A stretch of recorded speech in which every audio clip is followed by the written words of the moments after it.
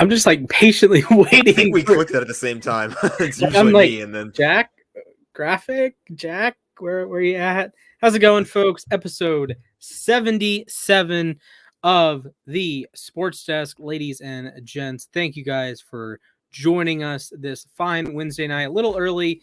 I know Jack has some things to do tonight. Probably watch Kings highlights from 2012.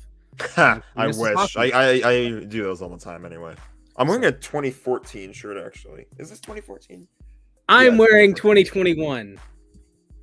That's the wrong side. We're wearing the more recent, the most recent championships of our respective teams. Although the Rams do have a Super Bowl this year, so I could have worn those. But I'm in a good mood when it comes to the Kings because they just made an absolute steal of a trade. They got Kevin Fiala from Minnesota in exchange for a prospect and a first-round pick, that's a steal. Kevin Fiala was electric last year. I'm hyped about that. Okay, explain to me how NHL draft picks, maybe not how they work, but like the value there. Because you see like NBA trades, it's like first-round picks can be super valuable or like stink. Second-round picks are like kind of throw-ins. But then the NFL draft, like third, fourth-round picks are meaningful. Tell me what, in NFL terms, what is this trade? In NFL terms, it's like, I don't really know. A first-round pick in the NHL, I'd still call them valuable, but I wouldn't necessarily call them like immediately impactful because the NHL has a minor league. So You're probably like, if it's a late first-round pick, they're probably going to spend a couple of years in the AHL. I guess it really just depends on where the team is at. Like, I think the Kings are actually a pretty good example of this because a couple of years they drafted Quinton Byfield second overall, and he had to spend like a year or so playing in the minors before he made it to the NHL roster, and he's still not like fully part of the NHL roster. Like, he's been like on and off, like not waivers. What's the word? They keep like calling him up and sending him down. Like the taxi squad. They were using a taxi squad. Okay. So. Gotcha. He was kind of like back and forth a little bit. He also did have a bit of an injury to recover from. So, but yeah, it's I guess it really just depends on where the Kings pick in the draft this year, which I think the draft is next month. Should be exciting. Pretty exciting to see how that sorts itself out. Exciting. So, you know what else is exciting? I have some breaking news. This is a part of a take, so we'll get into hot takes in a little bit, but I want to separate this. I made a take Monday morning, yesterday morning. Anyways, I made it middle of the morning, like 5 a.m. I'm like, if Spencer Strider gets a Cy Young vote this season, I will go with the Strider stash. Oh, man. No beard, just Strider stash. Oh, boy. So all it takes is one Cy Young vote. You can agree, you can disagree on the take. If he gets at least one, no beard, which I haven't had not a beard in 6 years. So I am kind of scared. I think it's like one Cy Young vote, but that's literally that's one. A really low bar. Like, remember a couple years ago, Ryan Tepera got one rogue 8th place vote because someone like screwed up his name. He wasn't even like good, but he gets an 8th place MVP vote. Yeah. 2020. Oh, well. Yeah, he wrote down the wrong player in 8th place, and it was Ryan Tepera. So Ryan Tepera is an MVP vote getter. So all it takes is one. If one of these 30, is it 30? I think it's 30. Is it 30? I think it's 30. If one of these 30 baseball writers writes down Spencer Strider as the number 5 pick, Strider stash. And I will happen. At that point, I will be known as Scotty Mustache from that point forward. So there's my facial hair update. I'm sure you are all. That's the only reason you're here. Everyone's going to click off the video now. Thank you for tuning in to episode 77. Remember, Aaron Donald trains with knives.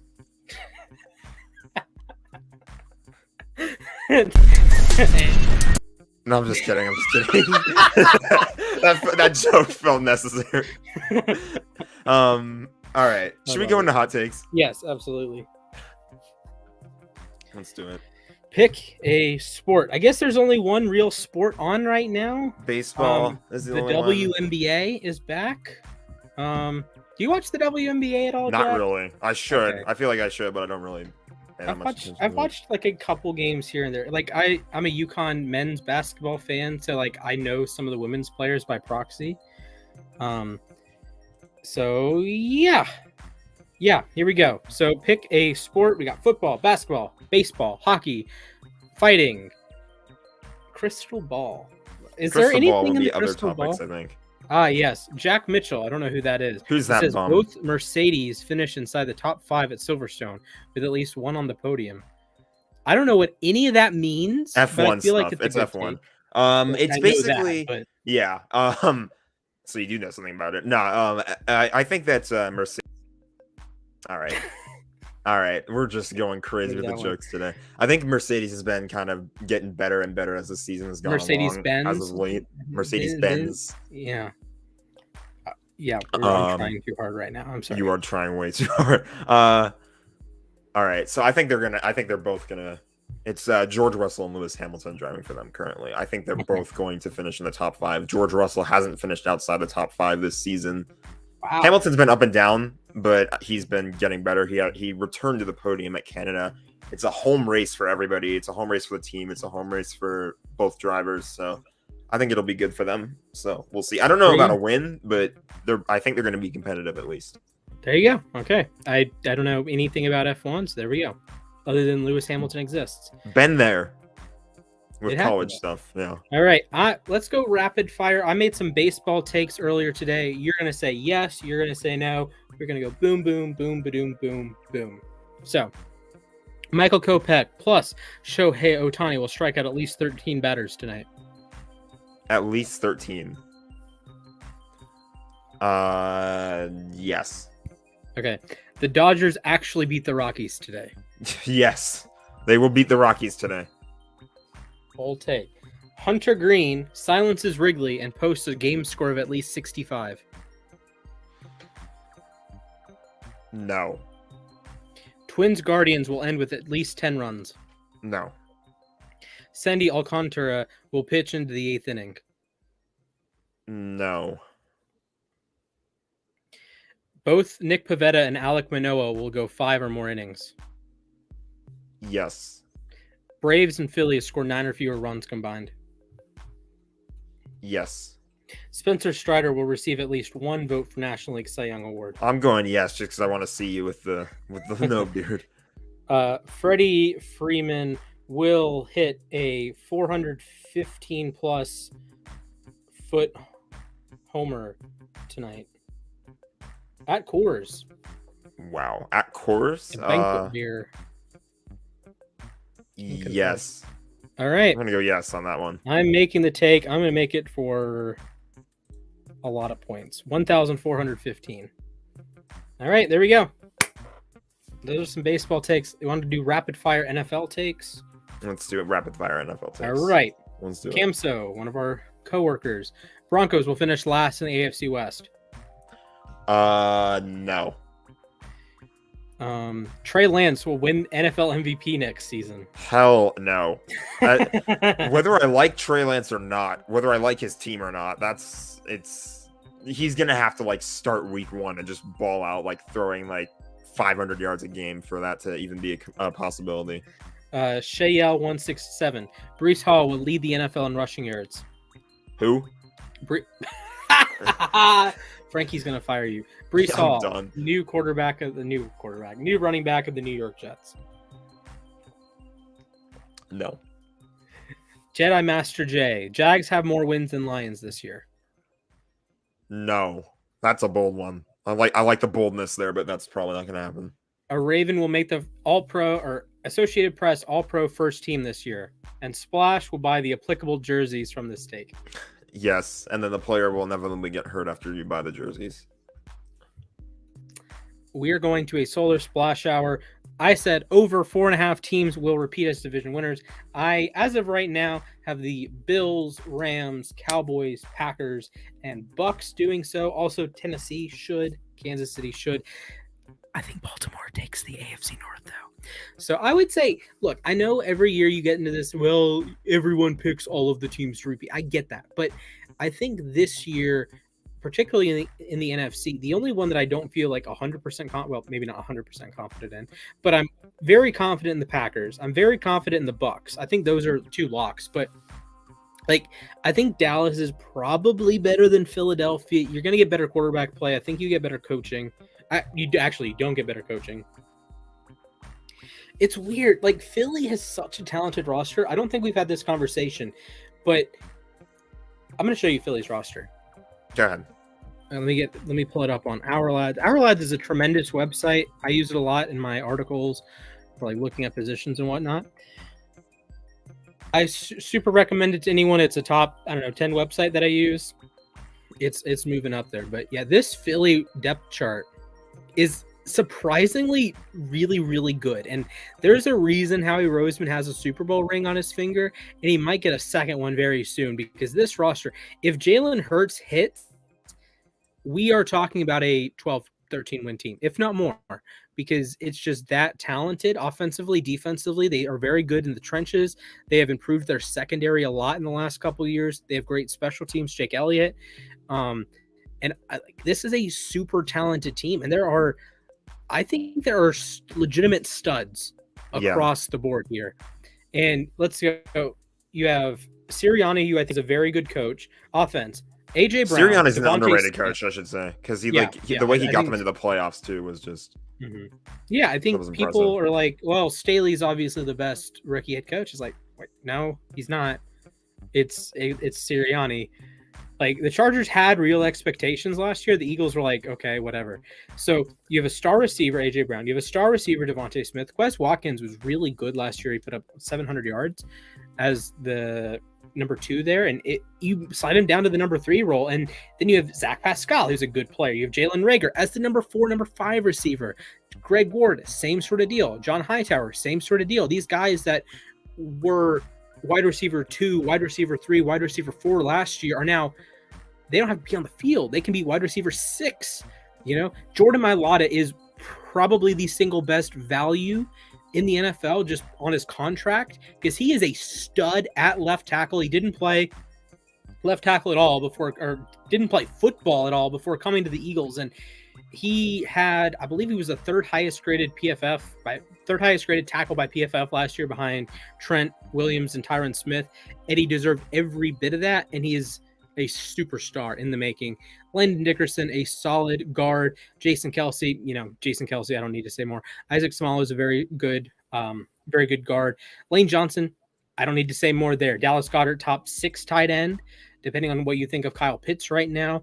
Jalen Hurts, this really falls onto Jalen Hurts. Also, you have Gardner. Also, you have, I love Carson Strong as your third quarterback.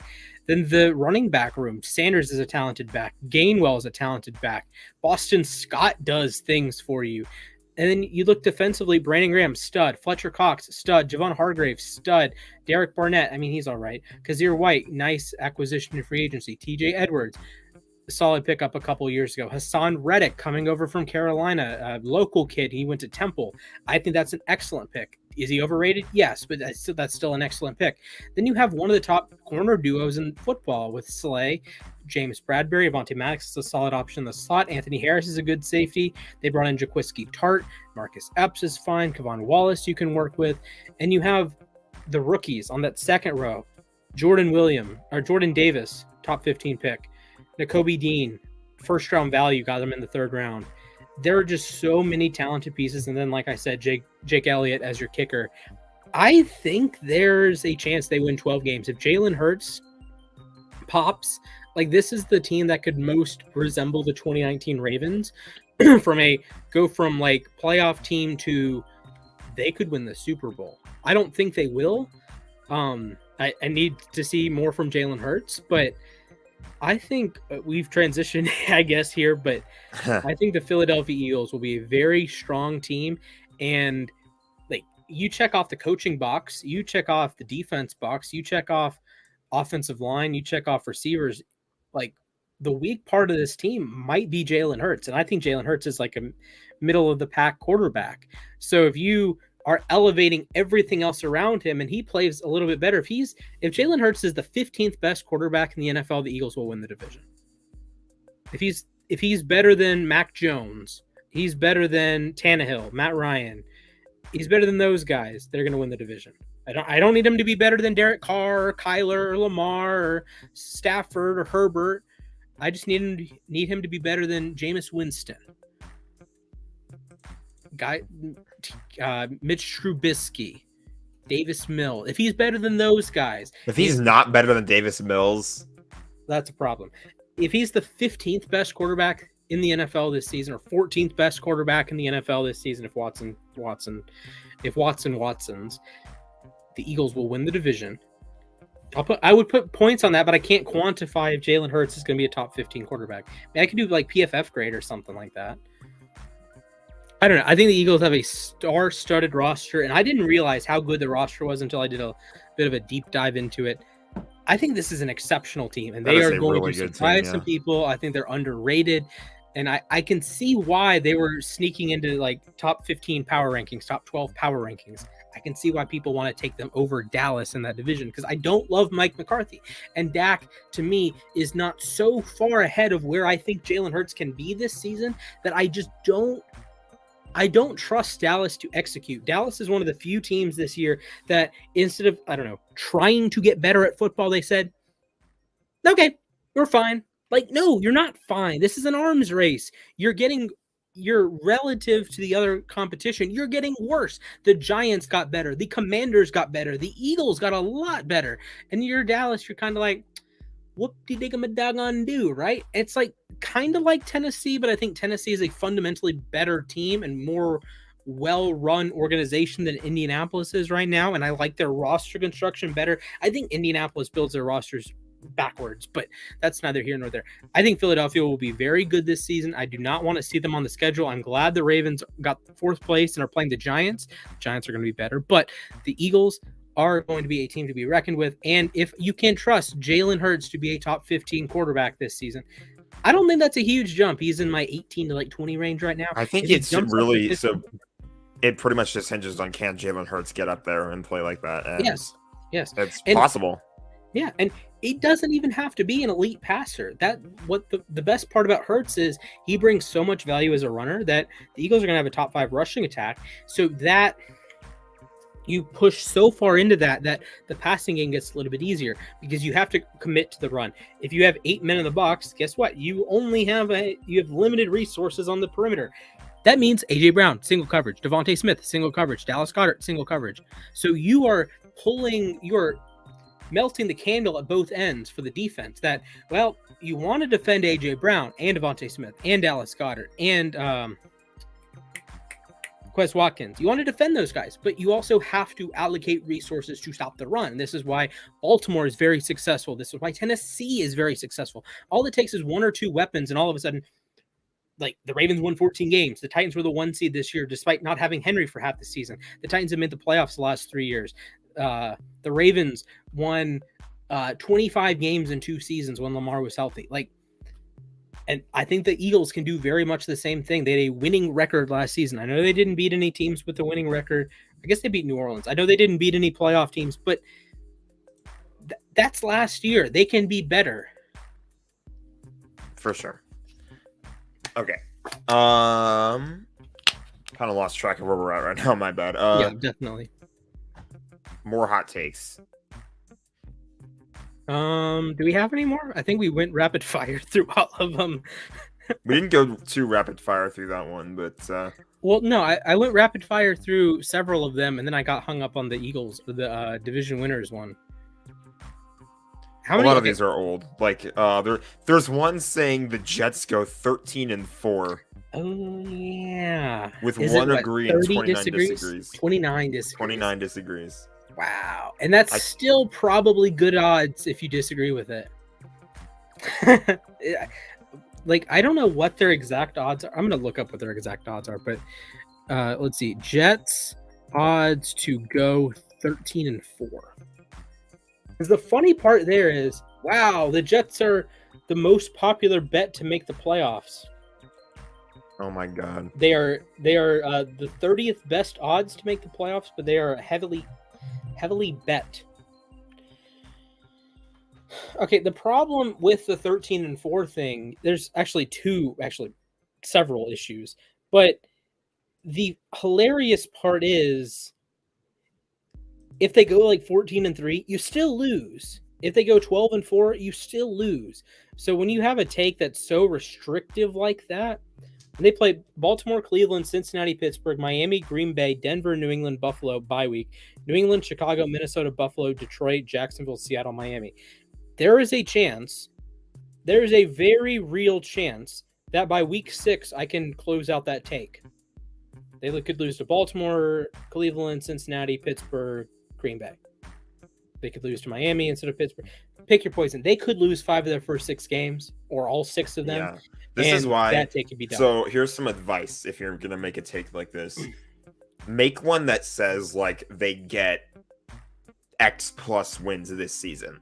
Mm-hmm. Like if I make a take for the Rams record, I'm probably gonna say the Rams win 11 plus games this year. Right. Or they go 11-6 or better, any number of things. Because like for example, if you said the Rams are going to go 12-5, that's not a terrible prediction. The problem is you are pigeonholed into 12-5. If they go 11-6, they go 13-4, you're screwed. And it's not a... They go 12-4-1. Okay, that I would legitimately like just stop. Like if you made a take, the Rams are going to go 12-5, and they go 12-4-1, I would excuse you from doing shows ever again at that point. But yeah, but there's to optimize takes, you really have to find, it's called arbitrage in betting terms. So the idea is to effectively use takes. I think I do an effective job of using takes. You need to find a gap between where the market has it, where the uSTADIUM app has it, and where you perceive it or what you think is going to happen. So obviously you probably don't have a mathematical model to determine who's going to win each game. Okay. Let's say for the sake of example, you just throw out a number. There's a 60% chance that the Ravens beat the Jets week 1. Okay.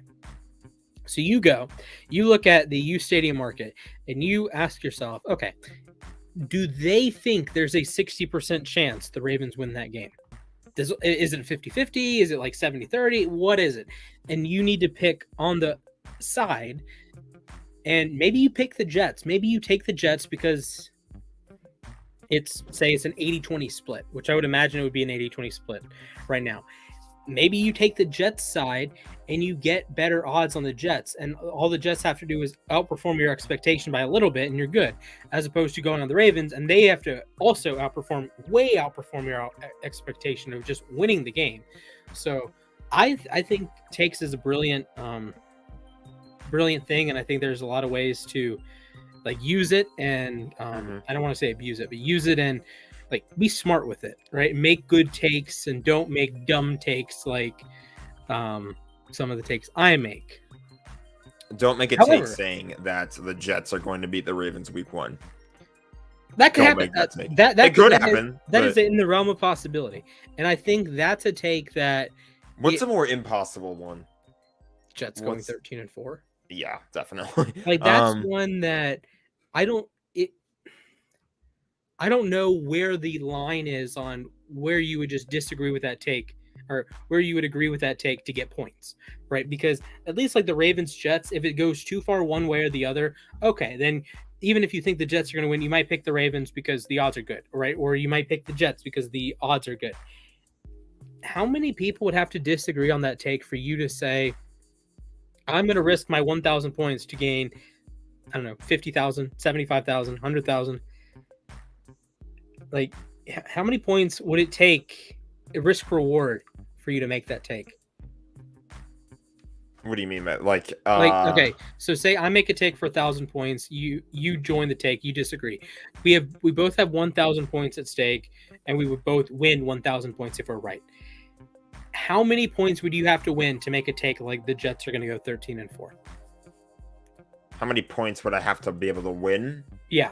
And you would be comfortable with, I would say, like if I won 100,000 points, I would be willing to. That's a tough question. It's like you want to be comfortable with it, so like you win a lot that if you get it right, but like you're not like entirely like uncomfortable with getting it wrong, because like if you do get it wrong, Yeah, there's a risk reward. It's like playing the lottery. It's like, okay, yeah, I threw away $2, but I had a shot to win millions, right? Because I think the number might be 75,000. Of course, I'm already on the disagree side, so I can't bet, but I don't know. And I was one of the first few to disagree with it. 75,000, 100,000. Like, where would you feel comfortable betting that? I don't know. It's kind of a tough call. 125. Because it's so specific. That's the problem. Like, I could conceivably, if it was like 13-4 or better, I could conceivably give up 50,000, or I could agree with that if there were 50 disagrees, or I guess 100 disagrees at that point, because I would be the second agree. I don't know. I think this is a thing you can have the conversation with takes, that you can play your cards right. And I know there's people that have, like, say 10,000 points and they don't wager very much, or they don't wager very often. I try to be wagering a lot and picking like good values there. Other people just wait until there's like a take and get 100 extra points, something like that. So I think that's going to wrap us up for takes for today, though.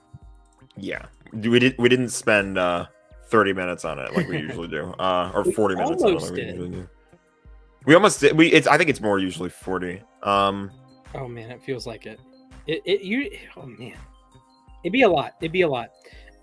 So we had some news this week in the NFL circuit. A certain Halloween frontrunner, Terry McLaurin, got a 3-year extension worth what, 75 million? 71 million. 71 there million. You go. Congratulations, Terry. He got the bag. I think this is a very smart contract for both teams, for both sides, because you paid McLaurin, so he's going to be there. But this is the kicker. Terry McLaurin can GTFO if Washington is still Washington in 3 years. Exactly.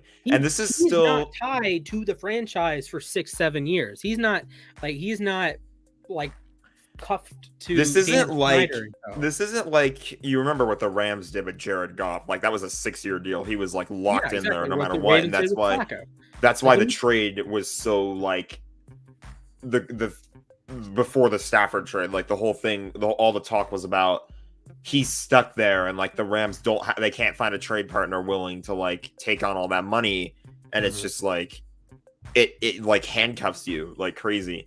This does not do that with Terry McLaurin. It's 3 years, and if in 3 years Washington, like you said, is still Washington, he can go right off and find another team.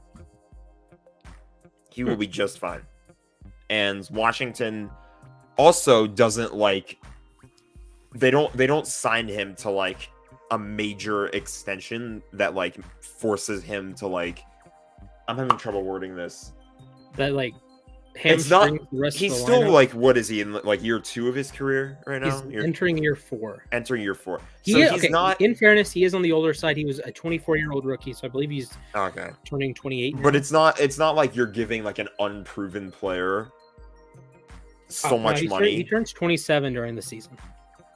Oh geez, yeah. But it's like, I don't know. I'm having trouble putting in the words, and it like shouldn't be the hardest thing ever to say.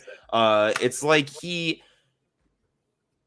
not throwing a bunch of money at. I'd say 4 years is still pretty early in your career. You're not throwing a bunch of money at somebody who is like still early in his career. He's worth it, but it's like, it's not a long-term, like, we need you to ball out, and if you don't ball out, we're screwed type deal.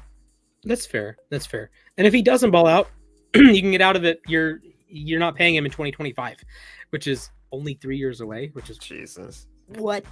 So, wow. And it's going to fly by after the Ravens win the next 3 Super Bowl. Oh, man. Sure they are. Lamar Jackson, 3-time Super Bowl champion. Okay, we're going to remove Splash from there. No, I'm just kidding. Gonna have a 3. Oh man, that's gonna be nice. One of my favorite pastimes is in the middle of June, middle of July, watching Lamar Jackson highlights and getting super hyped for a season that's not here for 2 more months. Listen, I can at least reminisce. I have something to reminisce upon. Hey, I can reminisce. I have good moments. To be fair, I don't want to hear that. Okay. I watched my team. You can go back and watch your team beat mine 45-6. Yes, this is true. What was it? Yeah. And then I can go watch it. My team. I was 11 years old. February 3rd, happy birthday, Mom. February 3rd, 2013. I was watching the Baltimore Ravens win the Super Bowl, and I think it's going to happen hopefully it happens very soon. I'm not going to make any predictions. I've said this on other shows that like saying, "Oh, this team's going to win the Super Bowl." It's a losing proposition. There's a 31 out of 32 chance that they don't. It's that's the crazy thing about it. Like, sigh. you see like only like there are some teams that are probably not going to win. Like we say at the beginning of the year, the Jets and Jaguars and Lions probably don't. The Jets? They probably don't stand a chance. But every team starts out 0-0. So. Okay, one thing that I really don't like about sports is when I don't want to say hype up, but if I have any positive things to say about the Jets right now, it turns back on me, and the Jets end up beating the Ravens because Elijah Moore goes for 600 yards, right? Yeah, Elijah Moore is a breakout wide receiver. Then he just drops his nuts on Baltimore. Great. Or Michael Carter II. Oh, yeah, I think he's going to have a solid year. Nope, he picks Lamar off 3 times. Those are the kind of things I don't like. It happened with Tua. It happened with Burrow. It happens with all these players. It's like, stop. Don't do it against my team. Do it against the rest of the league. Also, hot take, the Dolphins would have made the playoffs and won a playoff game had Tua not gotten hurt. Fair. I think that's fair, honestly. I think that's completely fair. Although they would have gotten absolutely murdered if they played the Bills. I think they could beat Cincinnati. I don't think they would, but I think they could. Cincinnati went on such a miracle run, too, because you have to realize how many games they escaped. Like, the Raiders were like a touchdown pass away from winning that game. Yeah, that game is kind of weird. It's just a good playoff game. I thought it was. It was a good play. It was a good playoff game, but it was definitely weird. It had obviously there was the whole like out of bounds debacle. Like he wasn't out of bounds, but they blew the whistle before the pass was caught. I vaguely remember that. Football's weird. Yeah, Burrow like barely stepped out of, or he kept his foot in bounds, but the ref thought he stepped out. And they couldn't review it, right? No, they didn't review it. Like he had already thrown the ball, and while the ball was in midair, they blew the whistle. But that's right. But then the pass got caught in the end zone, and they called it a touchdown. The defensive back stopped moving, and I think it was Higgins. Higgins runs over and catches the ball. It's like, what happened? Yeah, that was weird. And then they had the game against Tennessee. That was a weird one. I think I've asked you this before. Guess how many plays the Bengals ran in the Titans red zone? I don't think you've asked me that before. I'm going to say 2 plays. They ran one play. Joe Mixon rushing touchdown. I think we were live for that game, actually. Yeah. They had a play. I actually didn't watch that game. I was just on a live stream following along on my phone. Then I got my Instagram hacked that day. Yeah. So they had one play in the red zone. And to like juxtapose that, the Ravens-Titans game from a couple years ago, the Ravens scored 12 points, lost by 16. They were like in the red zone half of the fourth quarter. Granted, they didn't score a touchdown. They had the one touchdown to Hurst, but like they couldn't score, but they were in the red zone. And then you have on the other side, Senior Burrow and McPherson, kaboom, kaboom, kaboom, kaboom, 4 50-yard field goals or whatever. And that was a weird game. And then you have the Chiefs game that they lose the toss, and then Mahomes fumbles the bag, and it's like, what? So, look, it's not a fluke. The Bengals are a top team, but I think it does speak to there is an element of luck to winning a Super Bowl, right? If you have to face Aaron Rodgers at Lambeau, I don't know if you win that game, but you happen to face San Francisco. You happen to have a weird Jimmy Garoppolo turnover. The Tart dropped. That's I don't want to hear you defend it because there is an element to luck to every Super Bowl and every sport in general. Like, to be fair, that wasn't the Super Bowl, but still, there was an element of luck in that. Like if Tart catches that interception, we're probably not going to win that game.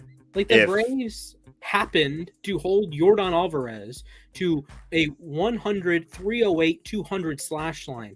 He just murdered the Red Sox. He just won American League the ALCS MVP with the most dominant ALCS performance ever.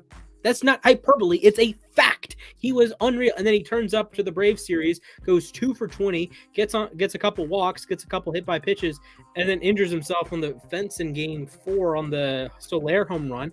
It's like, bro, if the Braves don't win that series, if Alvarez is like 7 for 20 with 3 home runs or something like that, they may not win the series if he's like 7 for 20. If he's ALCS Alvarez or 2019 World Series Alvarez, the Braves don't win the World Series. But then at the same time, you could have the same conversation of, I don't know, in 2020, the Braves were up 3-1. If all it takes is if Will Smith strikes Will Smith out, right? Maybe you win that series, right? If the Tampa Bay Rays don't pull Snell from the game in the 5th inning. Was it the 5th inning? I think it was the 5th inning. I think it was the 6th. Yeah, it was either the 5th or the 6th. He had pitched one out in the 6th. He had just allowed a double. He had pitched like no hits throughout the entire game, and then he allowed 1 hit and 1 double, and then he got pulled, and the Dodgers just took the lead immediately. So yeah, see, that was a thing. It's like bets coming up. I don't know. It's weird. I get why Cash did it, but at the same time, it's game 6 of the World Series. Or heck, in 2019, if the Braves don't have an all-time collapse in the 1st inning, if they get 1 extra out somewhere, they probably win that game. If the Dodgers don't score 11 runs in the 1st inning. I never want to think about that game ever again. The worst one's the Cardinals game. I was like in my Braves stuff walking around campus, and I pulled the game up on my laptop, and I watched the Braves like first at bat, because if I remember correctly, it was in St. Louis. So I was either getting ready to watch the game or I watched the Braves first at bat, and then I go into class because it's 3:00 and I have class, and I start seeing my phone like flash, like MLB, MLB, MLB, MLB, MLB, MLB, MLB, MLB. It's like, what's going on? So I like look at it in class. It's like 5-0, 6-0, 7-0, 8-0, and it's like, okay, I'm just going to pay attention to class. They're down 11-0 or something stupid. You can't win a playoff game when you're down 11-0 in the first inning. First quarter. In football, you can in the first quarter, but not in baseball. The Washington Redacteds. Oh boy, 11-0 in a football game. It's doable. Safety, field goal, touchdown, missed extra point. Did you get some of these pushes that Frankie sent out? Yeah, I did. Rip to the YouTube era. Oh, he pushed Jason's again. Okay. I got fired live on air. That is... Wait, I did not get these. What the... Yeah. Breaking, Nick Spano fired. Breaking, Splash fired. Breaking, Noah loses in blackjack. One of those is not a breaking news. Oh my goodness. That's funny. What am I looking at? In fairness, the show has gone off the rails, but we do have the Eagles clip. That's good. We do. We have an Eagles clip. Okay. Here's another clip. Let's move on. Baker Mayfield. Part 2, Electric Boogaloo. Spoken out a little bit more about the Cleveland Browns nonsense. He didn't entirely rule out the possibility of a return, but it seems to insist that the ball is in Cleveland's court. He said that, I don't remember the exact quote, but he said something along the lines of like, they are the ones that are going to have to start the conversation. Baker truly believes his time in Cleveland's done. He doesn't think the team wants him anymore. And he's saying basically like, if you guys still want me, say something. Otherwise, I'm not going to play for you guys at all. All right. I'm going to do a visual representation of how the Browns are playing this. This is the Cleveland Browns. Like right now, Baker Mayfield is trying to make the final turn. And he's trying to make the final turn. He's almost there. And then this is what the Cleveland Browns are doing right now.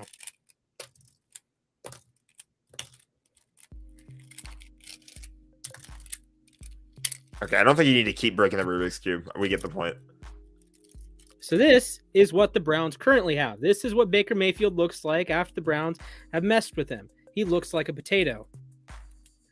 Look, Baker has been so disrespected by the Browns and Browns fans and Browns press reporters.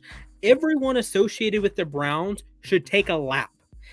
You had a quarterback that in 2018, you drafted him number 1 overall. You said, I trust you with the fate of my franchise. You went 1-31 in 2016 and 2017. 1-31! You won 1 game in 2 years. You draft a quarterback number 1. You're going to be our savior. You come in week 3, drop your nuts on Sam Darnold and the entire New York Jets, say, I was the right pick, and help Tyrod Taylor to have a 500 record with the Browns. But you do that. You go through your rookie season. You are a play away from a winning record with Baker Mayfield in a rookie season after going 1-31 in the last 2 seasons, folks. 2019, disappointment, I get it. 2020, the Cleveland Browns won 11 games. The Cleveland Browns won 11 games. They went from a 1-win team in 2 years in 16-17. They won 7 games in 18, 7 games in 18, 6 games in 19. They won 11 games. They made the playoffs for the first time in 19 years. They won a playoff game for the first time since the 1990s. The Cleveland Browns had gone so long without a playoff win that they died as a franchise. Baltimore picks up the ashes. Art Modell moves them to Baltimore. The Baltimore Ravens win a Super Bowl with the remnants of the Browns in 2000. They win another Super Bowl, and they win 16 playoff games in the span it took for Cleveland to come back. They win a playoff game with Baker Mayfield at the helm. You drop your nuts on Pittsburgh. You're up 28-0 at the end of the first quarter in that game. You win that game 48-37. Baker Mayfield, a playoff winning quarterback, took his team to the playoffs, to the playoffs, balled out in a playoff game, and he had a lot of swagger in Kansas City the next week. That is an all-timer playoff game that people forget about. A great playoff game. They lose.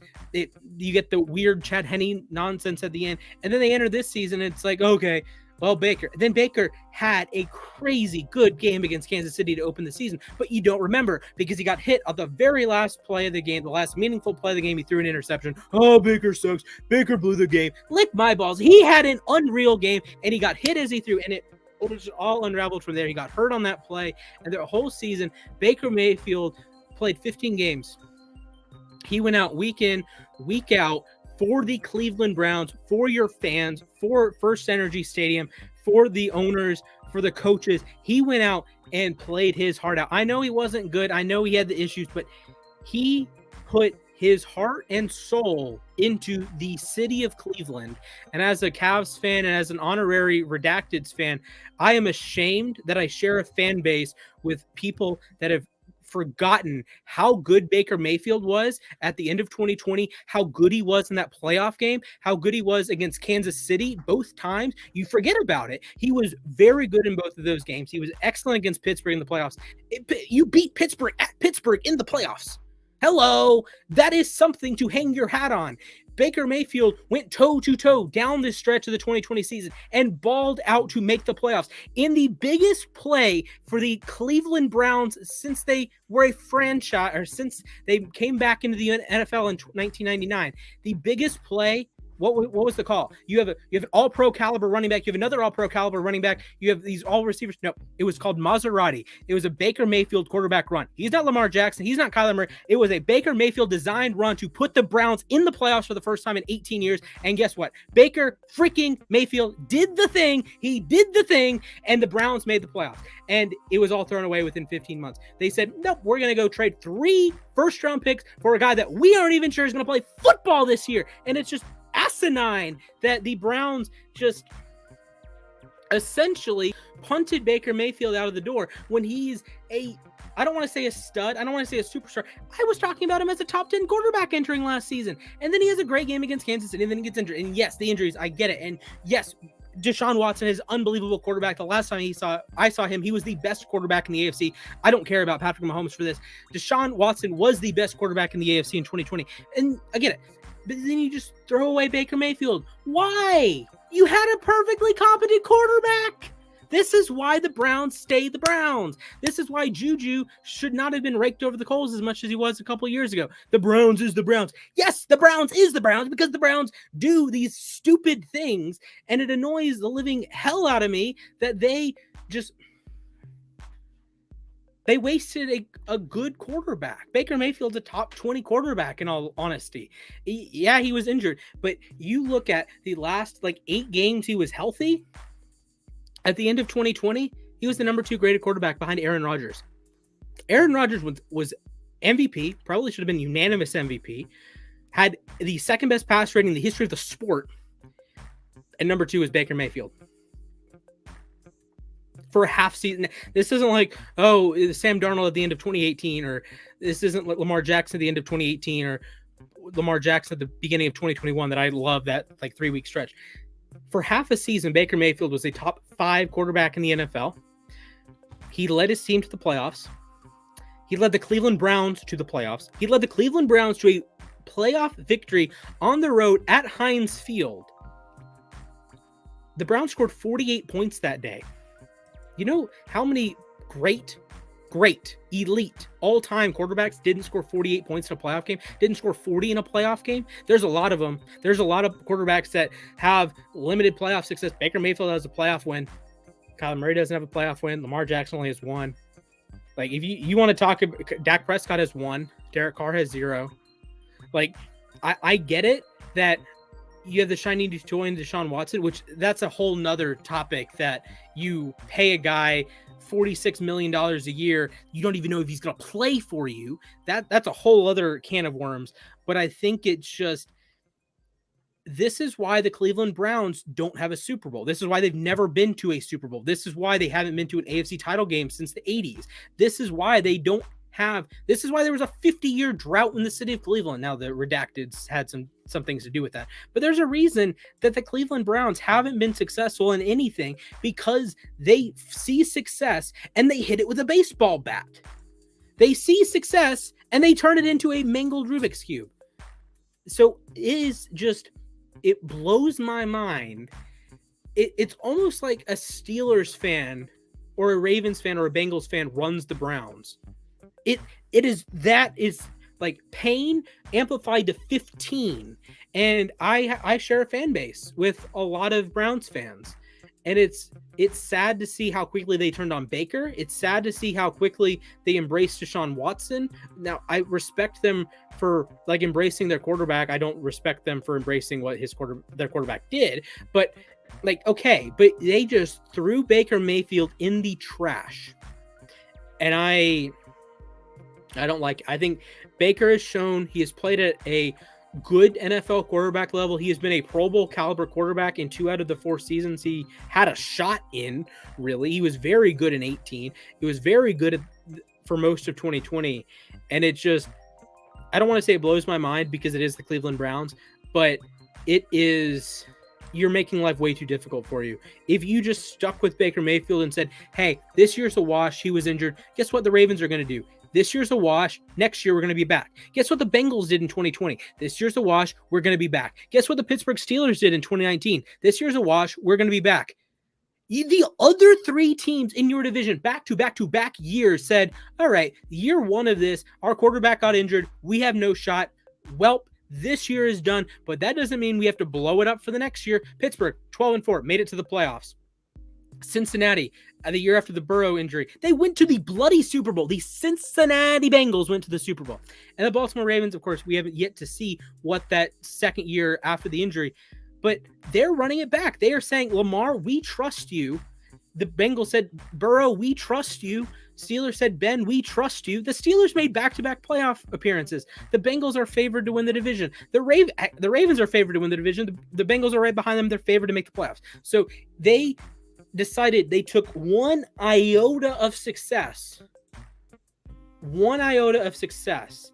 And Browns, the entire Cleveland Browns organization, a lot of their fans, personnel, they said, nope, we're going to pass. You had a shot to win a Super Bowl with Baker Mayfield. I know that seems weird, but you were entering last season as the most talented team in the AFC North, and your quarterback gets injured in week 1. Okay, then things unravel. Jedrick Wills doesn't improve as much as you think he will. The secondary is injured. And I've said it many times. Just take as many bites at the apple as you can. If you're a good team, if you're a Super Bowl caliber team with a Super Bowl caliber roster like the Cleveland Browns were last year, I would run it back. I want, if you're the Browns in that situation, you pay Baker Mayfield, you get him on the 5th-year option, you pay Baker Mayfield, and you say, we have a shot to win a Super Bowl every year for the next 6 years. Something like that, as long as you're retooling the roster, right? And this is what I think with Baltimore, what I think with Dallas, what I think with Green Bay, what I think with all these teams that haven't won a ring in a while or haven't been to a Super Bowl in a while. Keep taking bites at the apple. Keep taking chances. And I know that swinging for Deshaun Watson helps you in that regard. And it's like the Rams. Swinging for Matthew Stafford helps in that regard. But you know what? The Rams are actually a perfect example of this, actually, too, because they went to a Super Bowl in 2018 and they didn't win. And like you said, they kept taking bites at the apple. 2019, Jalen Ramsey. 2020 was, what did they do in 2020? I feel like they made one splash move in 2020. I don't remember. Either way, it doesn't matter because 2021, Matthew Stafford, Odell Beckham Jr., Von Miller, and they do it. Yeah, and I know that you have a core roster that can keep finding ways to compete. You got to keep taking a stab at it. Yeah, and I would argue that the Browns had a quality of roster there, even with Baker Mayfield, and you don't have to look. Let's be real here. Losing 3 first-round picks in exchange for Deshaun Watson, that's not exactly a winning trade for Cleveland. I don't really care if Watson is an upgrade over Cleveland or over Baker, but you just put your franchise into a window. With Baker, I don't think there's your window is a pretty long window, but with Watson, you need one now because moving down the line, you're going to have to pay him again. You're paying him $46 million a year moving forward. So you lose those 3 first-round picks, which guess what? The Browns have hit on their last couple first-round picks. This is not a usual Cleveland thing. 2017, they drafted an all-pro. 2018, they drafted a good quarterback. They drafted Jedrick Wills, who's been fine. They drafted other guys highly in the draft. They got Jeremiah Owusu-Koramoah in the 2nd round, and he's a top 10 linebacker in the NFL already. So you're the Browns. You're hitting on your draft picks. Why are you doing this trade? I know you're getting an upgrade at quarterback, but the sad thing is too is that they almost didn't because they were like told on like the day before the trade or something like that they were out of the running for Deshaun Watson. And by that point, Baker Mayfield already believed that he was out the door and had requested a trade. So he could have gone to the Falcons. Deshaun Watson could have gone to the Falcons, and the Browns would still be in this situation. They would have still had Baker Mayfield, but he would have still wanted out because of the way they treated him at the end of this. It's disrespectful. Yeah, and it's just eternally frustrating. Like, I don't like the Browns. I'm never going to be a Browns fan, but it's frustrating when teams with potential just screw it up like that. Do I want to see the Browns win a Super Bowl? No. But as a football fan, I like seeing good football, and the Browns have provided me with my fair share of good football the last couple years, and that wasn't the case 3 or 4 years ago with Deshaun Kaiser, Johnny Manziel, Brian Hoyer. God. And it's sad that Baker Mayfield is going to be the last name on that quarterback jersey, right? It's remember that people have seen this all over the place before. There's like a Browns fan that has like a bunch of names on his quarterback of like their quarterbacks that are constantly being crossed out and replaced, and Baker's name is on that list. That's a tragedy. That is actually a tragedy. It sucks that it came to that. Honestly, it really does. So. Okay. Feel free to the next, and I'm going to fix my Rubik's Cube. We wanted clips. Topic. We wanted clips. That's very much a clip. While you rest your voice for the next few minutes, I think I'll talk about a little bit of hockey because we officially have our 2022 Stanley Cup champion, the Colorado Avalanche.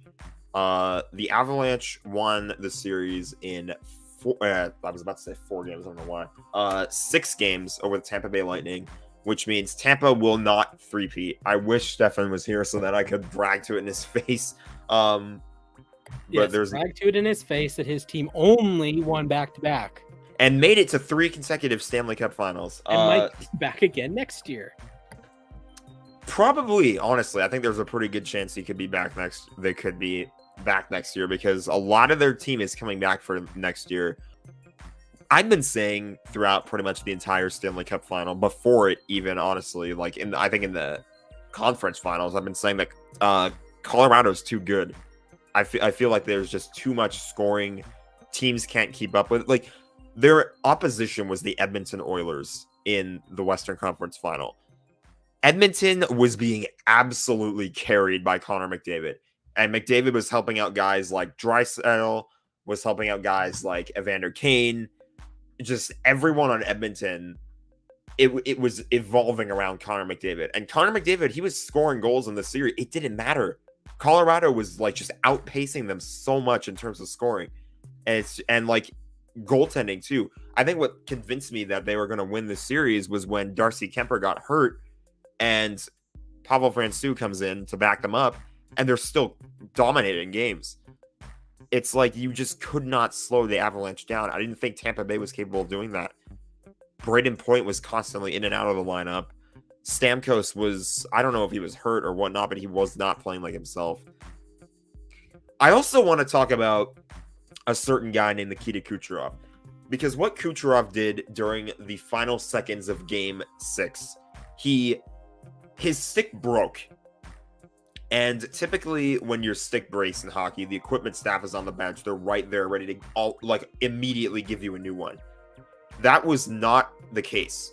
His stick was not ready for him, which I understand is like a big disappointment in terms of the equipment staff, because like in the biggest moment, like you're down 2-1, there's like 20 seconds left in the game, your season's on the Stanley Cup is on the line, and the stick's not ready for him. So that's like bad enough for the equipment staff. It's even worse because usually in that kind of scenario, what Kucherov should do is just get off the ice, because there's not a stick ready for him. Just get off. Don't wait. Let somebody else get out there that has a stick. Let somebody else go contribute to the play. Instead, he decides to stand there, whine at the equipment manager, throw his gloves at them while staying on the ice, and then get off the bench. He quit. He literally rage quit in the final 20 seconds of a Stanley Cup final. What are you doing? This is Nikita Kucherov. He won an MVP like a few years ago. He knows he's like the guy for Tampa Bay. They literally were like, there were talks about like the team like circumventing cap rules or something like that so that he could play for them in the playoffs in 2021. Like, that's how much he means to the team, though. And like, he's out here throwing a tantrum because there's not a stick ready for him in the last 20 seconds of a game. Get off the ice. If there's not a stick ready for you, yell at somebody that has one to get out there. You're just standing there wasting time, standing on the ice, so the team can't even make a change either. It's ridiculous what he did. And it's like, that's one small incident in like the big picture, but it's just still like beyond stupid. When you're only down 1 goal and your net is empty, you have a chance to tie the game. Maybe we're looking at a potential tie game. We're looking at overtime. We're looking at Game 7. It's like just, it was so brain dead. It was absolutely brain dead what Kucherov was doing there. So I want to make sure that people remember that. I want to make sure that like in the clutch moment where you needed to be, your team trusted you enough to be clutch in that kind of situation, you rage quit. Huge L on Nikita Kucherov. Wow. That's tough to see. We exchanged rants there. That doesn't happen very often. Yes. Okay. So, but in all honesty, really quick, I'm just gonna wrap up. Congrats to the Avs, because they were deserving it. I thought they were gonna win the cup last season, meaning like 2021. They choked against Vegas. Obviously couldn't do that again this year, but the Avs have been getting closer and closer and closer. And you know what you said too? I'm going to tie this back to your Baker Mayfield rant, because they had in 2017 one of the worst seasons I've ever seen. And they stuck by so many of their guys. The good old poop emoji. With their head coach. Huh? The good old poop emoji. Yeah, they were the poop emoji in 2017.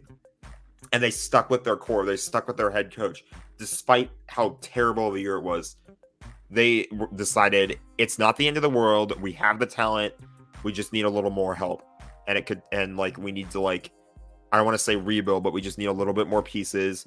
Mm-hmm. But we have the core team to make something happen. And they stuck with it. And probably, I think the biggest L of all of this goes to, or there's two big L's I want to hand out, actually. First one goes to former Avalanche Matt Duchene, who said that he requested a trade a few years ago from the Avalanche because he wanted to play. Right? I think it was Ottawa. I don't know where he ended up now. I think he's in Nashville right now. He said he wanted to play playoff hockey, which is why he requested the trade from the Avalanche. He goes on to get swept by the Avalanche in the first round. I think he's on the Predators right now. And not great. Not a great look. I feel like I know who the second big L is going to. Take your guess. Is it Cory Perry? It is Cory Perry for becoming the first player in history to lose not one, not two, but 3 straight Stanley Cup finals, all with different teams. Ugh. Well, he almost got Marian Hossa. Marian Hossa, 2008, was on the Penguins, lost to the Red Wings, switched sides, lost with the Red Wings in 2009. Then he went to the Blackhawks. The Blackhawks happened to win the Cup in 2010. So he went to 3 straight, but he actually did get he was with he lost the first 2. He was with Dallas in 2020, he lost to Tampa Bay. With Montreal in 2021, which is that weird year where 2 Eastern teams were in the Cup final, but they lost to Tampa Bay.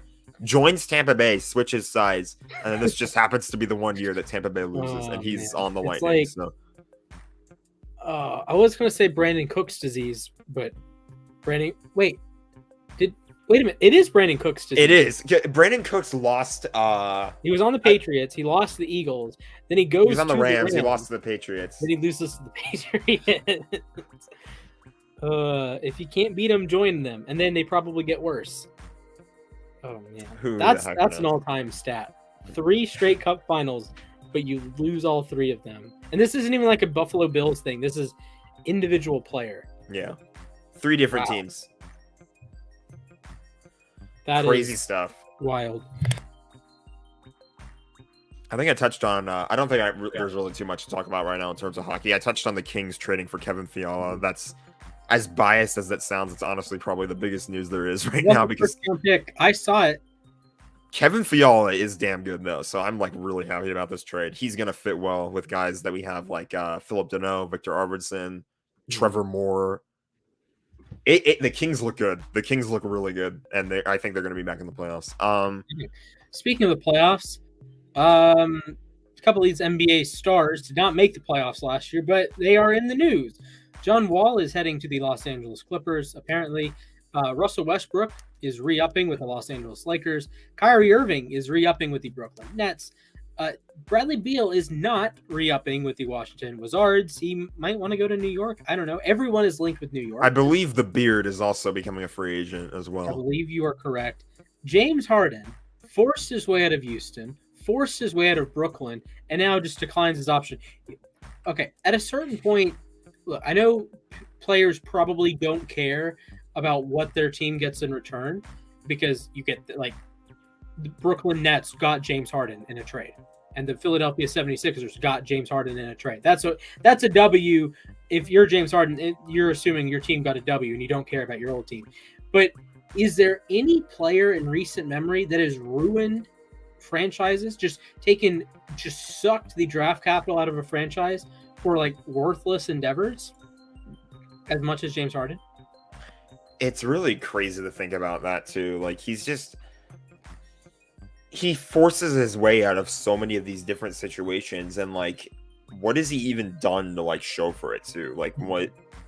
It's so crazy to think about how he's just done exactly that. And he went to an NBA Finals, his 3rd year in the NBA with Oklahoma City Thunder, but then he said, but the Thunder wouldn't pay him the max, and he's like, Okay, trade me. Goes to Houston. Remind me how many times he went to the NBA Finals with the Houston Rockets. Oh, that's right. It rhymes with hero, also known as zero. Remind me how many times he went to the NBA Finals with the Brooklyn Nets.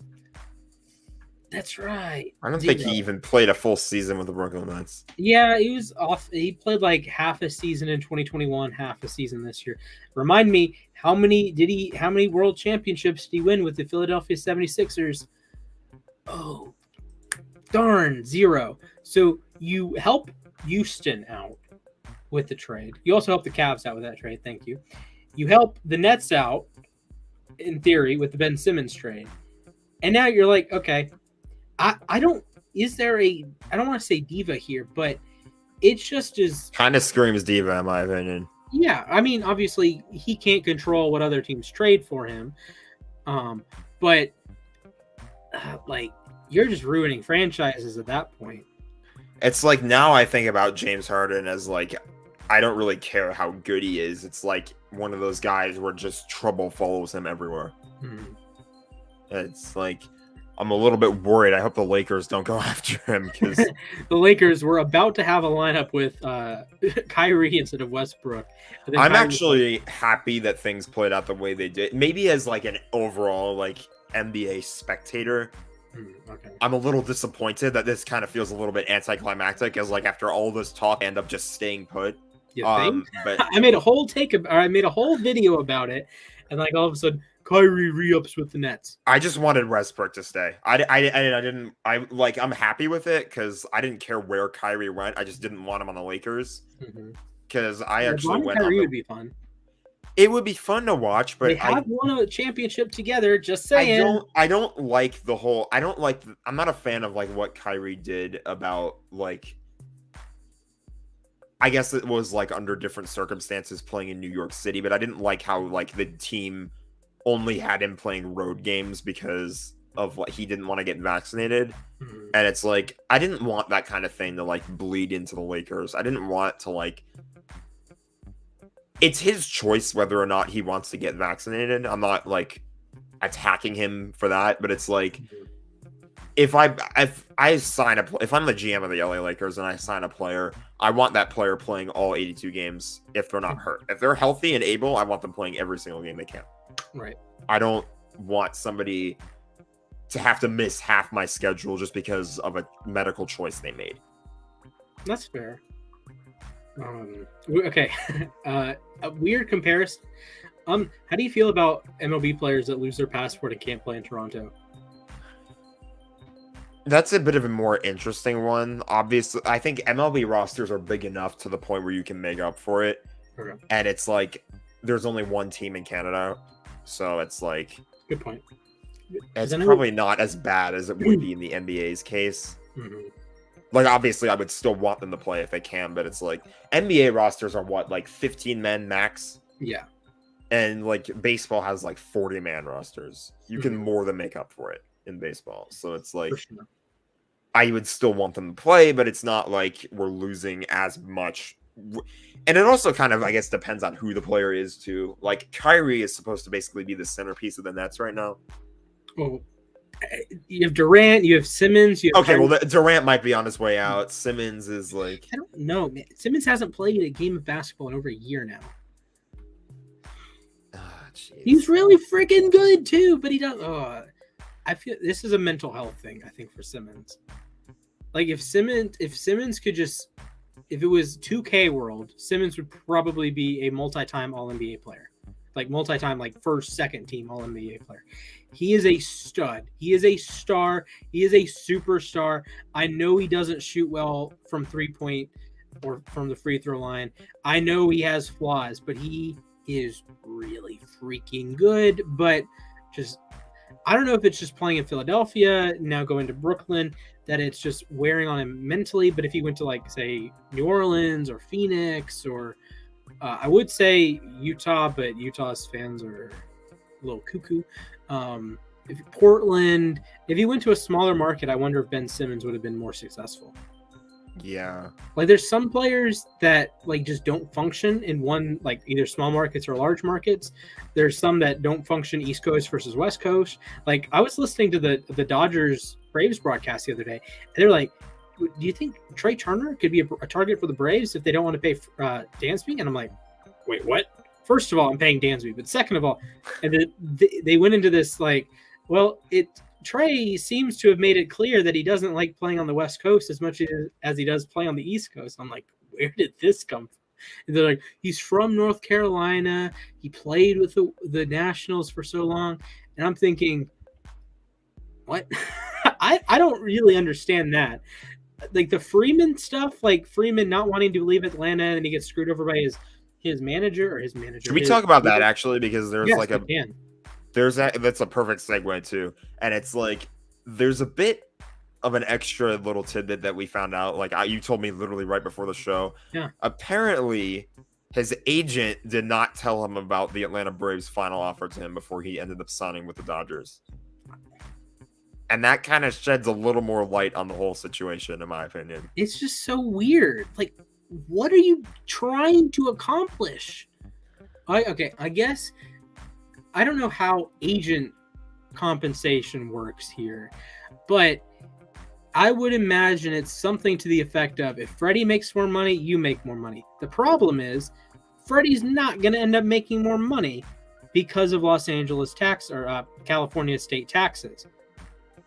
It was the same average. He's going to make money long term because the Dodgers basically print money, apparently. But it's like, well, no, it was the same contract value. Maybe I think it was originally it was like the same contract value, but the Dodgers gave him an extra year, and then it was the same number of years. The Dodgers gave him like $1 million extra per year, but in taxes, you'd still end up making more with Atlanta. So like, I feel like Freddie's kind of not homeless here, but he's kind of adjacent to the Dodgers. And obviously the Braves aren't going to go sign him. If the Braves are more than happy with Matt Olson. He went homered twice last night. He leads the majors in doubles. Like, Matt Olson's been everything the Braves have paid him to be. He's been awesome. And Freeman has been everything the Dodgers paid him to be. He has been awesome, but he is unhappy now. And it is sad. I want to actually, like, I think he actually recently spoke out about the whole thing, and he said that he was happy being a Dodger. I think that the statements that Freddie Freeman misses playing in Atlanta and Freddie Freeman is happy to be a Dodger are both allowed to be true at the same time. Mm-hmm. I think the fact that he's not happy to be a Dodger is a fabrication by people, because everyone is kind of seeming to tend to forget, like, they're talking about how emotional he got playing in Atlanta. People are kind of forgetting in his first game at Dodger Stadium, he hit a double. The crowd exploded, and he cried while he was standing on second base, and he like saluted the crowd, like he was happy. I think he is still very happy here, but he's more than okay to miss playing in Atlanta. That's completely fine. Do you think he's going to be more happy with Mookie Betts potentially returning to the lineup before the All-Star break? I think he's going to be more than happy with that. So, breaking news, Mookie Betts is expected to return in DH roles just before the All-Star break, use the All-Star break as more recovery, and then come back as the full-fledged right fielder at the end of July. So, congratulations. Let's go, Mookie. Oh, what do you think of the All-Star caps, by the way? I know this is a completely different segment. You said All-Star. You've not seen them? No. Maybe we could do a 2-part thumbs up, thumbs down. That would be fun. Okay, I'm down. All right. I think we've actually kind of gone through all of our topics anyway, so let me find the... We're good on time. They're the same, I should say. Like, they're all the same design, but, like, we can take a look at them. Okay, really I'm down. So let me go to our favorite website, sportslogos.net. What did you think, by the way, of the Toronto Blue Jays having a 4th of July cap? That was awful. Okay, wait. Isn't it like a Canadian holiday? Isn't there like a Canada Day or something at the beginning of July that is Canadian? Something, I think, yeah. Okay. It was like Canada Day, I think. Canadian holidays. Because, okay, so their Thanksgiving is in October. Labor Day is the same as ours.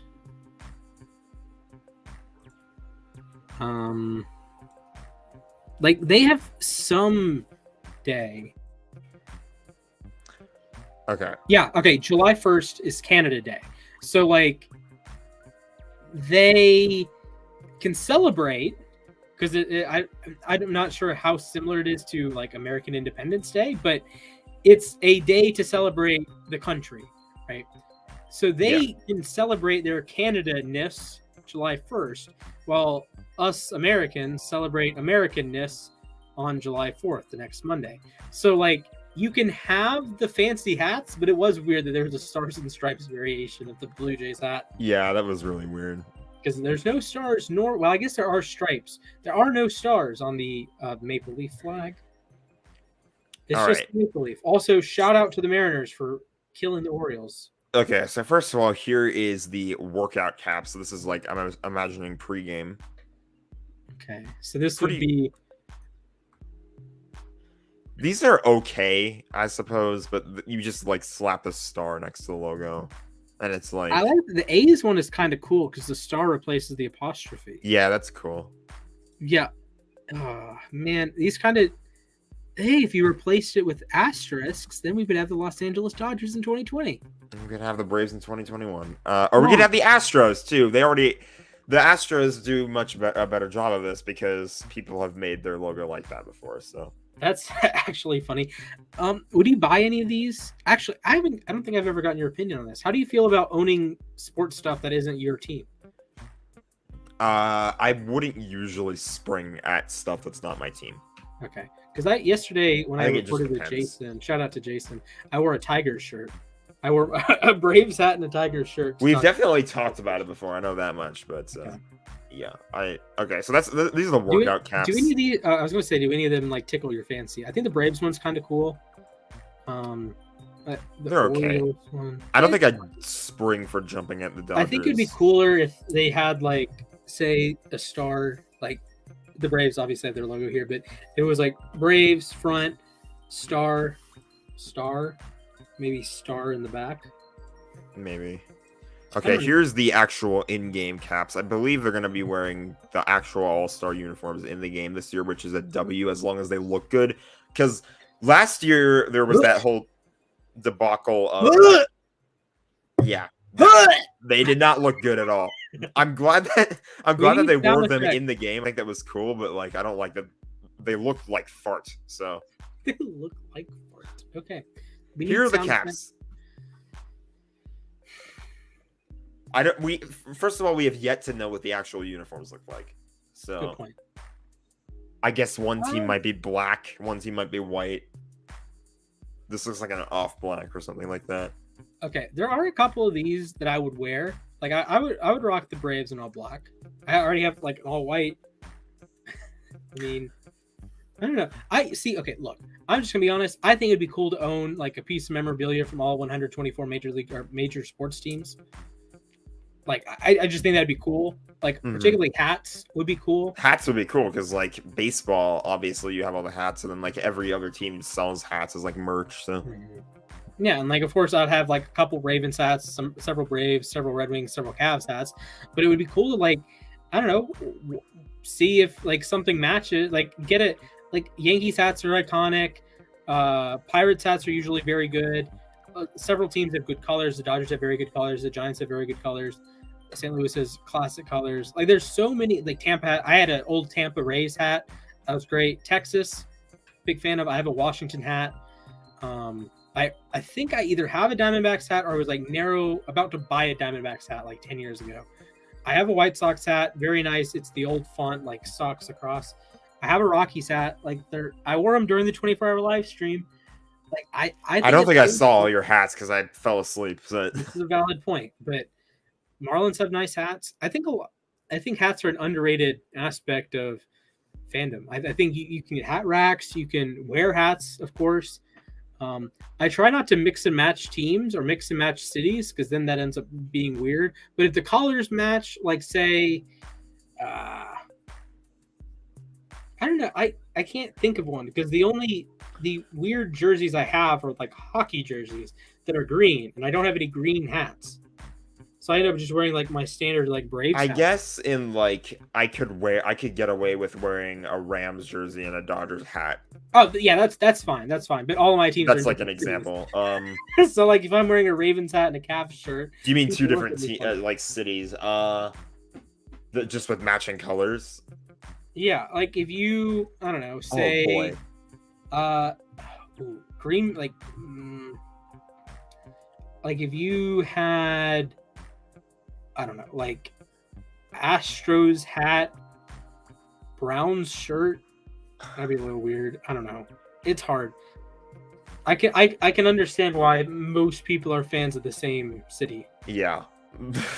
I know not everyone is, and that's fine. You root for who you want to, but it's like color continuity is definitely a weird thing. Okay, now that I look at these, the star placement is getting on my nerves.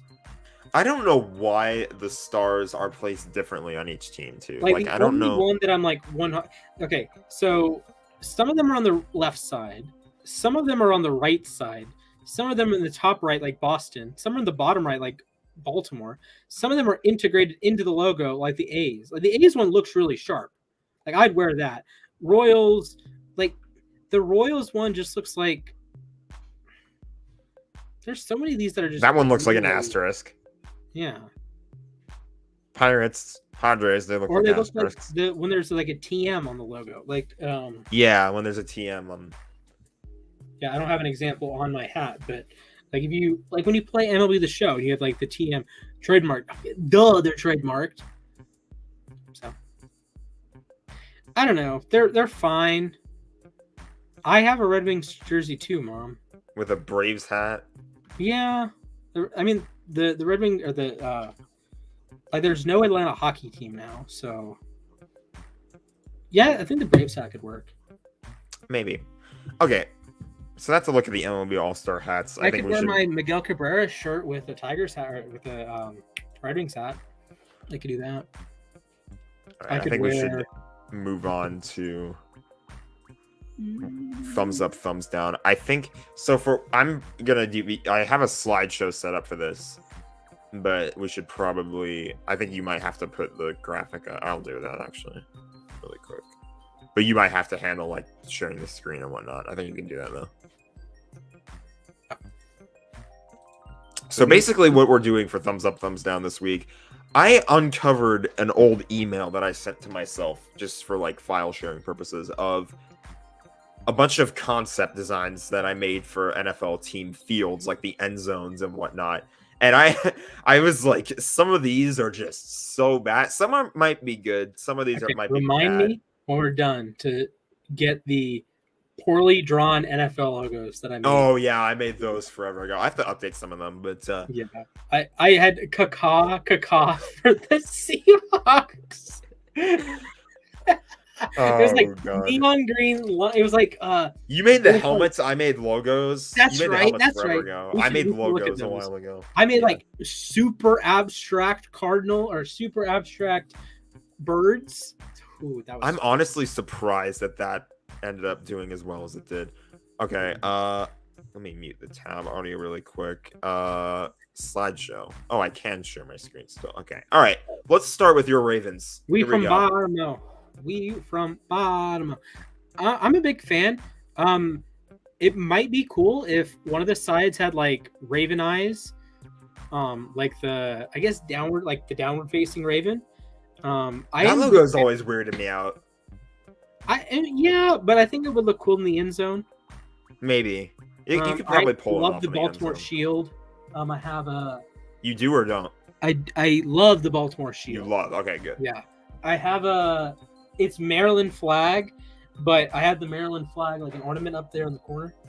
Mm-hmm. I think it's behind my Ravens hat. I have too many Ravens hats apparently. I would say like if they had this, I'd be down.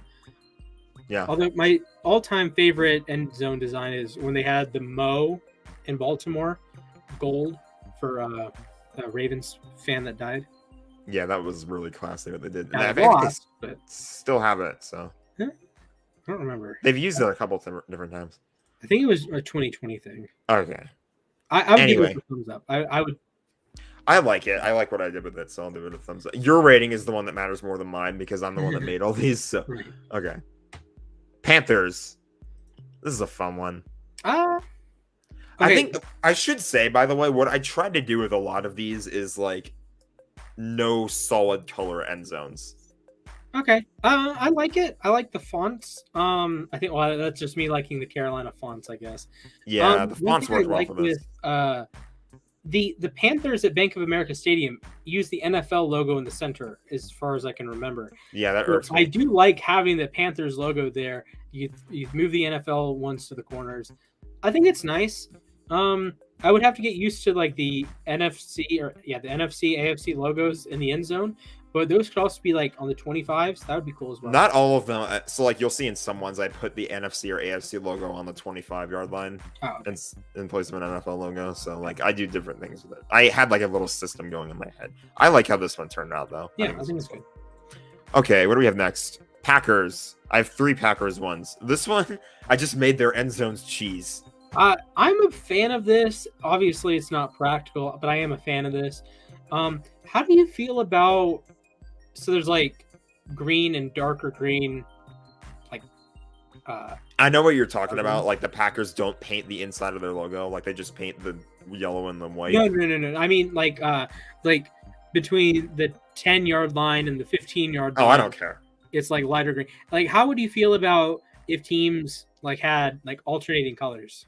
You know what I think would be cool? I've honestly never cared about like the colors between. I think it'd be cool if teams tried to do like what soccer teams do and have like just different designs and like patterns on the inside. That'd be a lot, but that'd be cool. It'd be cool. Do you like colored fields? Boise State, Carolina. It's weird to me. Like I'm used to it with like Boise State, but I think a couple other teams. I don't think it's. Birds don't like it. Birds definitely don't like it. Yeah, I would say if you had like one. I told you that I'm like a shareholder in the Packers, right? Yeah. So I got an email. I got a letter from them for the shareholders meeting next month. If they like did the end zone like this for the shareholders meeting at Lambeau, I think that'd be very cool. Yeah, this would be pretty cool if they actually did use it. I don't know. I was just thinking. I leaned really heavily into the cheese thing, the cheesehead stuff. So that's just where that came from. I think that's a win. This next one is definitely. I'm giving it a thumbs down. This one is horrible. Look at this. That's a little wild. Seizures. Yeah, pass. Move on. Yeah, I'll pass. Okay. Another Packers. This one's more clean. This is more simple. Yeah, I think this can work. Maybe if you did. Yeah, I'm good. I'm cool with that. I'd give it a thumbs up. Okay, I think the Rams might actually be next. Oh no, the Jags. This one, oh god, this one is. I'm gonna have to pass on this one. I don't like the idea with the Jaguar print. Like I get it, but I don't like. I'm not a big fan of the font there. If it's Jax or it is their team font, I should say. It is what they use. So if it's the same text on both sides, I think I'd be down with it.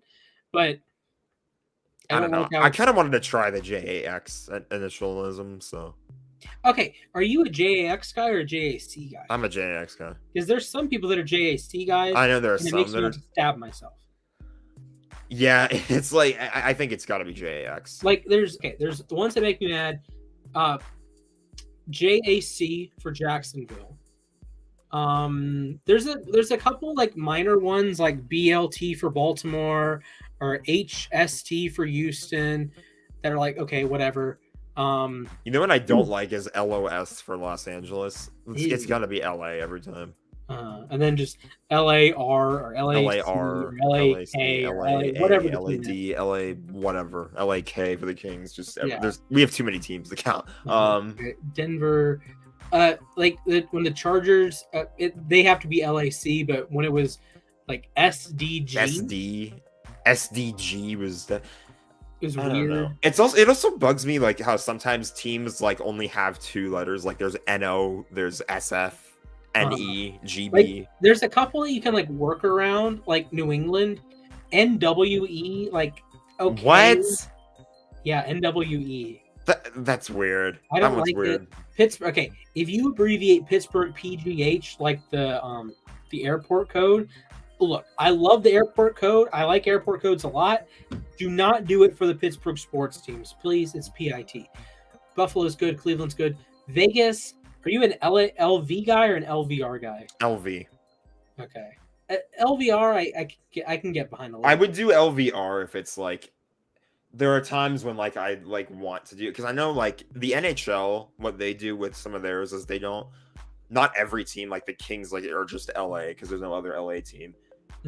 And like there's TB for Tampa Bay, NJ for New Jersey, but sometimes you'll also see like LAK, NJD, TBL. Yeah. Like every NHL team, you can have three-letter ones. SJS, yeah. So it's like, I don't know. I try to do 3 letters for most of them, but okay. So Atlanta's good. New Orleans, I've seen some weird ones with New Orleans. I've seen some NOSs and I've seen some NORs. I don't like either of them naturally, so I would just keep it NO. Like, I get that sometimes you want it to be the 3-letter, but are you a WAS guy or WSH guy for Washington? Oh god, I think I'm a WSH guy, honestly. For a long time I was a WAS guy, but the last like 10 years or so it's always WSH. Yeah. We should move on. Well, by the way, fire. Dallas, Minnesota, we're good. San Francisco, do you ever do the SFO? No, just SF. Okay. I don't know where the O comes from. Cisco.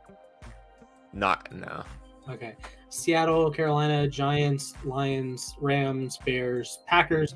I've seen GNB before. I think that's okay. I don't like Tampa. They sometimes do. Okay, the one that Football or Pro Football Reference does is TAM. No, that's not good. Instead of TB.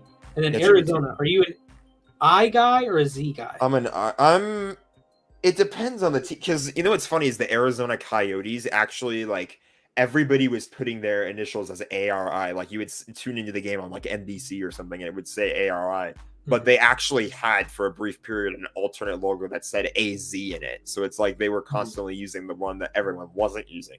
I think nowadays I'm an ARI guy. I'm an ARZ guy. Particularly with the Diamondback, like the Cardinals, I flip flop a little bit, but the Diamondbacks, I flip flop too, honestly. With the Diamondbacks, I'm definitely an ARZ guy. What about Phoenix teams? Are you a PHO guy or PHX? PHX. I was always PHX. Yeah. Okay. Are there any other ones I can think of? Cubs. Are you a CHC guy? Okay, this is for the Cubs. I'm a CHC guy because for the White Sox, I'm a CWS guy. Okay. Chicago White Sox. Yeah, sometimes I do the CHW, but I do like the CWS. I think CHW is weird. I'd prefer CWS. If it's 3 words, you have to have all 3 of them represented. Okay. Kansas or at least City. Try. Chiefs. Would you prefer KAN? KC.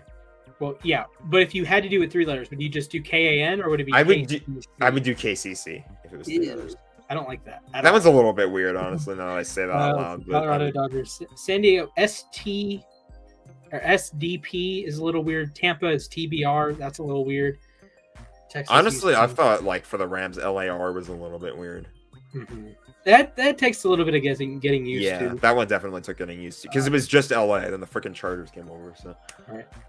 Okay, can we move on? That was quite the transition. And I think the Rams. Here we go. Old logo alert. Yeah, this one was made in 2019. I think the end zone is just a little too busy. Yeah, I think I actually posted this one before, and you said the same thing. Like it's really, really busy. I tried to do. You can see like I tried to do the letters in the background in like a lighter shade of blue. That would never happen at the Coliseum. So. I could have done better. Los Angeles on one side, Rams on the other. I could get behind a little bit of gold as well. That'd be nice. Yeah, well, this is their 2018, 17, whatever that color scheme where they only use blue and white. It was weird. I don't think they needed to do all that weird stuff, but whatever. Right. I would go thumbs down on this a little too. More Rams. This one is better. This one is a thumbs up. I love this one. I look back on this one and I'm like, I was killing it with this one. Patting myself on the back there, but it might be even better if it was LA on one side, Rams on the other. But this is good. I don't think I did any of those. I could try it. You did Jacks and Jags. I did. Another Rams. This one's just LA Rams, and I tried with text of the stadium on the white part. I think that should be more commonplace. I think teams should put stadium text name somewhere. Yeah, I can see that. I can vibe with that. Another Rams. This one was Color Rush themed. Wow, Jack is a Rams fan? Who thought? There's one more after that, by the way. Of course there is. I would probably scrap the helmet in the logos, or the logos in the end zone. End zone. Fair. Yeah. Okay. One more. This one has the modern day branding. What do you think? Again, this is if it's just Los Angeles, just Rams, I'm good. That's completely fair. But it's a little too much. I do like the end zones other than that, and the logo, of course, is nice. Okay. Even though it is the Angelo State logo. Patriots. Okay, I get what you're going for here. I like it. I don't want to like it, but I kind of do. You're in between. You're on the fence. I can see Jonnu Smith wearing the jersey, but I don't like it. But at the same time, it's clean. This is me trying really hard to come up with a design where white isn't touching that out of bounds line, so that you don't get them mixed up. Like if that's something I was trying to think about when I made a lot of these, was like if there's any white touching the boundary line, we'll call it, you're probably going to have a hard time telling like where in bounds is or out of bounds is. So it's like, imagine an all white end zone. Oh God. I think what the Rams and Chargers actually did at SoFi was they left like a little border of green around the end zone. But that's besides the point. Okay, you're on the fence about this one. That's fine. Yeah. Saints. Too busy. I think it's a little too busy. I do like the NOLA. The font's fine, but there's 7 fleur-de-lis. If you could go one. I did overdo it. You're gonna laugh. This next one is actually one you requested a while back. You wanted me to do Mardi Gras. It's the Mardi Gras one. It's Mardi Gras. Isn't a certified? Okay, that's an eyesore. Okay. I made that and I was like, oh boy. Yeah. Okay. The fleur-de-lis in the center, just scrap it. It needs to be the normal one. I do like the colors. Yeah, I mean, I could vibe with that. Okay. Like if you took out the fleur-de-lis and you just made the main one normal, I would be down for that. This Jets one is a thumbs down. This is me trying to get too creative and put like more color in the end zone, and I just like put a single stripe of black in there. I actually don't mind the single stripe of black, but it's another one. If it was just New York or just Jets on one side or the other, I'd be cool with it. Okay.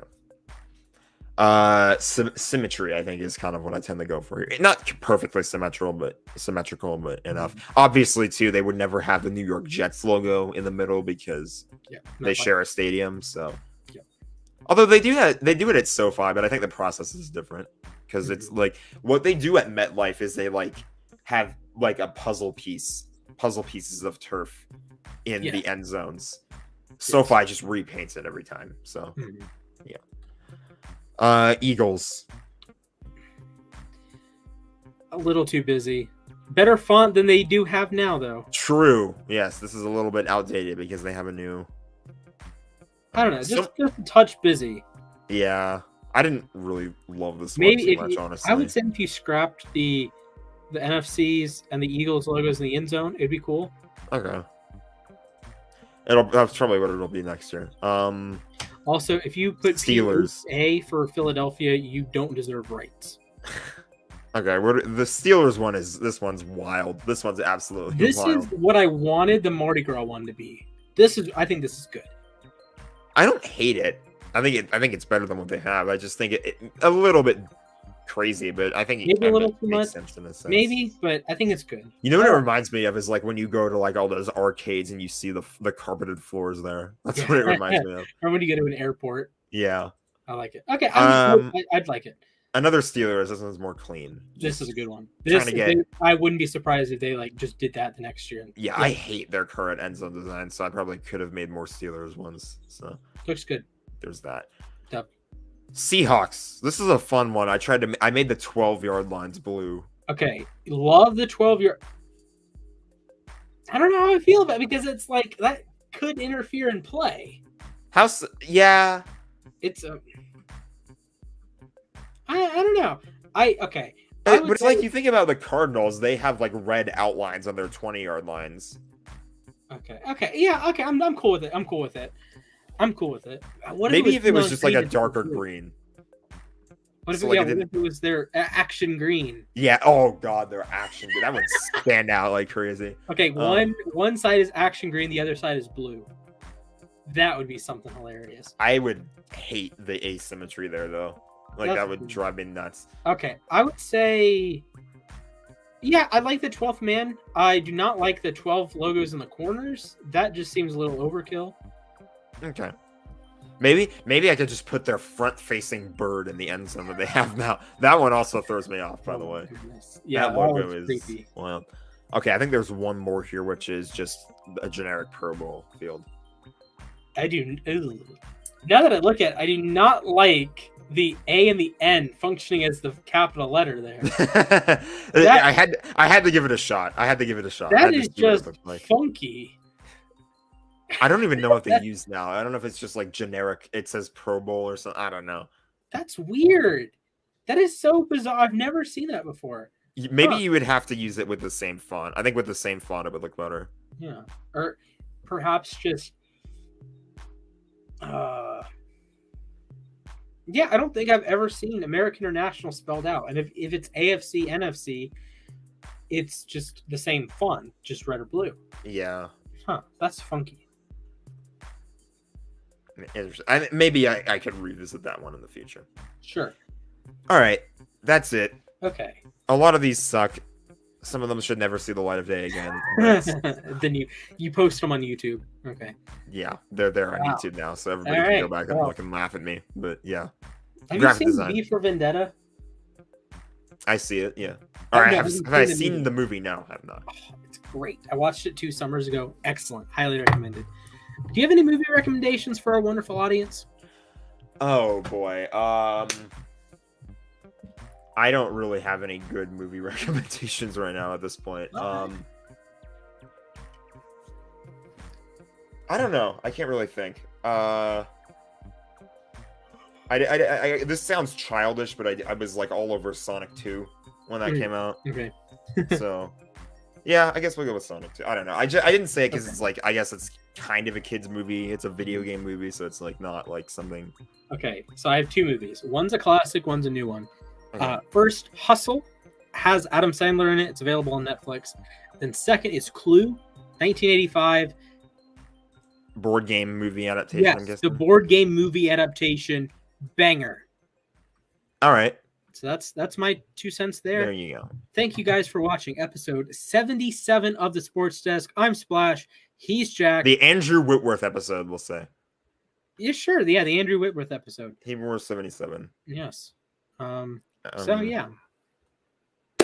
With that said, Super Bowl champion Aaron Donald does in fact train with sharp things known as knives. Sharp objects known as knives. Thank you guys for watching. Follow us everywhere at uSTADIUM. We'll see you next week.